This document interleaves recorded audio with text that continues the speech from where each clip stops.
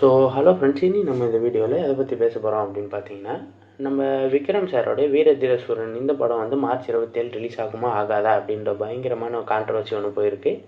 So அதை பற்றி தான் இந்த வீடியோவில் கிளியராக நம்ம பார்க்க போகிறோம். ஸோ மறக்காமல் வீடியோவை கடைசி வரைக்கும் பாருங்கள். இப்போ தான் நம்ம சேனலை பார்க்குறீங்க அப்படின்னா மறக்காமல் சப்ஸ்கிரைப் பண்ணிக்கோங்க. ஸோ வாங்க வீடியோக்குள்ளே போகலாம். இப்போ பார்த்தீங்கன்னா வந்து நம்ம வீர தீர சூரன் வந்து மார்ச் 27 ரிலீஸ் பண்ணலாம் அப்படின்னு சொல்லி அஃபிஷியலாக அனௌன்ஸ் பண்ணியிருந்தாங்க. பட் என்ன அப்படின்னா, சென்சார் கட் இன்னும் பண்ணல. யூஏக்கு வந்து இன்னும் சென்சார் கட் பண்ணல. அது ஏன் அப்படின்னா, அங்கே வந்து ஒரு 15 நாள் லீவ் இருக்குது துபாயில். ஸோ அதனால் வந்து இன்னும் அது யூஏ சென்சார் கட் ஆகலை. ப்ளஸ் அது மட்டும் இல்லாமல் இந்த படம் வந்து ரிலீஸ் ஆகிற அந்த நாளே வந்து கேரளாவில் ஒரு படம் அண்ட் கர்நாடகாவில் ஒரு படம் ரிலீஸ் ஆக வேண்டியதாக இருந்துச்சு.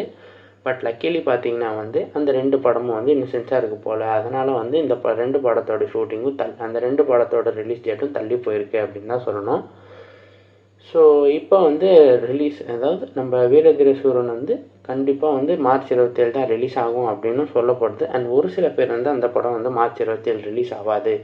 இன்கேஸ் நம்ம ரெட் ஜெயிண்ட்டோட படம் ஏதாவது வெளியே வந்துச்சு அப்படின்னா, நம்ம விக்ரம் சாரோடைய வீரதீர சூரனுக்கு பெருசாக தேட்டர்ஸ் கிடைக்காது. பட் அந்த நாள் பார்த்திங்கன்னா வந்து ரெட் ஜெயிண்ட் படம் எதுவுமே ரிலீஸ் ஆகலை. ஸோ இந்த படம் வந்து கண்டிப்பாக மார்ச் 27 தான் வரும் அப்படின்னு சொல்லப்பட்டிருக்காங்க.